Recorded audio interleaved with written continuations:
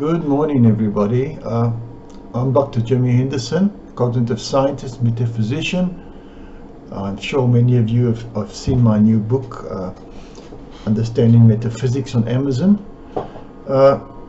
What I'm going to do today is another extract from the book on spontaneous imagery. Most of you, if you are into holistic work or metaphysics, will have probably learned how to meditate by now.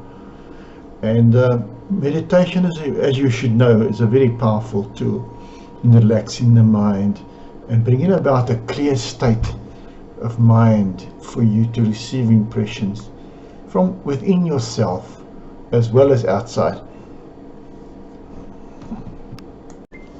Very briefly, what you're trying to do is enter the alpha state of mind, which is a certain cycle of 8 to 12 cycles per second, which is just below the normal brainwave functioning of about 13 plus. So what we're trying to do first with meditation is to relax, and we're counting down, and with soft music, just relax, closing one's eyes, and then try and allow the consciousness to just drift down to a point where it's just ticking over. In other words, your mind should be totally clear, just ticking over, allowing the thoughts to pass through and give them no attention whatsoever. That is very simple and important for relaxation, relaxing the mind. Meditation has been shown to be a way of empowering oneself to relax the mind and induce a state of mindfulness. But there are other aspects. There are deeper meditations today which I want to touch on, is when we combine meditation with imagery, or visualization as some people call it. Visualization is basically the act of creating images in your mind, using your imagination to create a scene around you with the eyes, usually with your eyes closed. But of course later on, as your brain gets used to it, you can actually even do it in a darkened room with your eyes open. Let's start with the eyes closed though. So what we're trying to do is combine visualization with meditation, and this makes it very powerful. So we're assuming now that you are able to enter into meditation and get this low alpha rhythm, even the theta rhythm, which is even deeper, and just have the brain ticking over with no real thought or action taking place. Then what you want to do with your eyes closed is create a picture in your mind of the room that is around you. In other words, close your eyes and see the furniture, almost see yourself, your legs and your arms sitting on the chair or wherever you are on the floor, and imagine everything pictured around you. In other words, you're creating an image of the room in which you are in. You need to create that visual screen for the subconscious mind to communicate as if it was like a conscious dream, and feed you information while you are actually conscious. And also, as I say, from any other celestial beings who are working with you, who could feed you information as well. So the way you do this is you enter into the meditation and you reach the alpha state, you create the room around you, and you're holding it now. You are holding it in your consciousness. And now what I want you to do is start letting go of the room. In other words, not hold it together so consciously, just let it float a little bit in your imagination.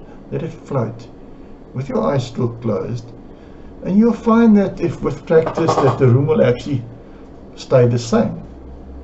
That although you're not consciously creating the room anymore around you, it's still there, it's still more or less there, the picture remains with you. And that's what you want to do, but now you've switched off the conscious control of your scene. It makes it more fluid, and you've actually created a visual screen now for impressions to impinge on your consciousness. In other words, the flexibility, the fluidity of your screen of the surrounding room allows the subconscious mind then to feed you impressions.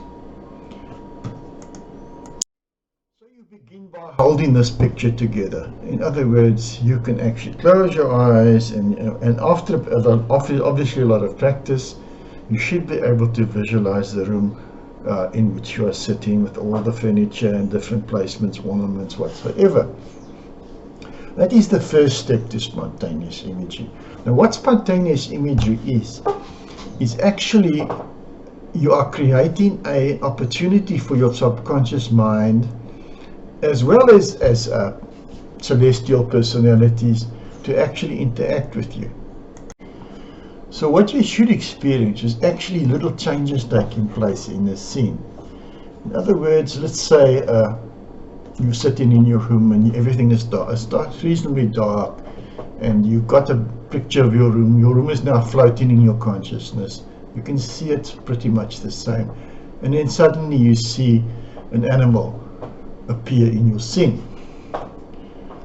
Or anything, a movement, a color, something appears in your scene, even a symbol which wasn't there before.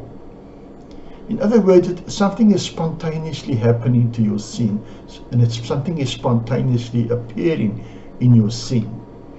Now, this is spontaneous imagery, and that means that your subconscious mind is now feeding you images into this fluid visual screen in the same way as if you were dreaming. So it's almost like a conscious form of dreaming.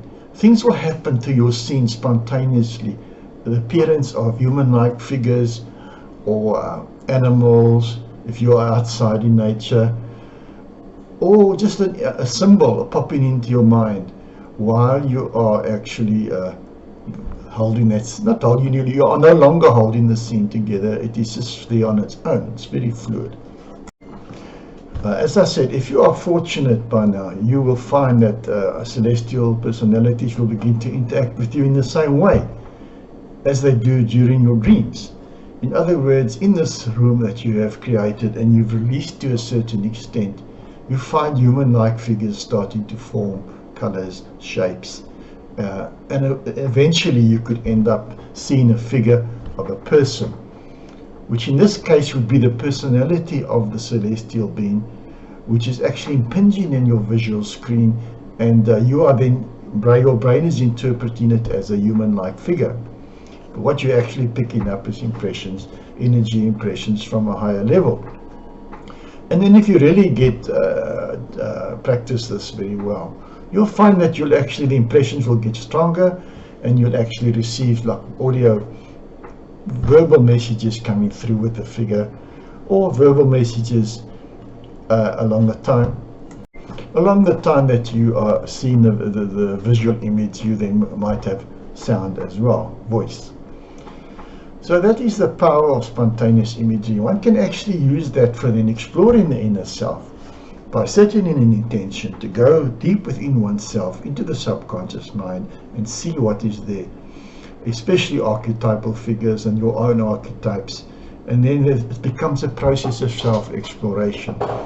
So one can use spontaneous imagery for self-exploration, or for opening oneself to impressions from the subconscious mind, or to celestial personalities, to the guidance of celestial personalities.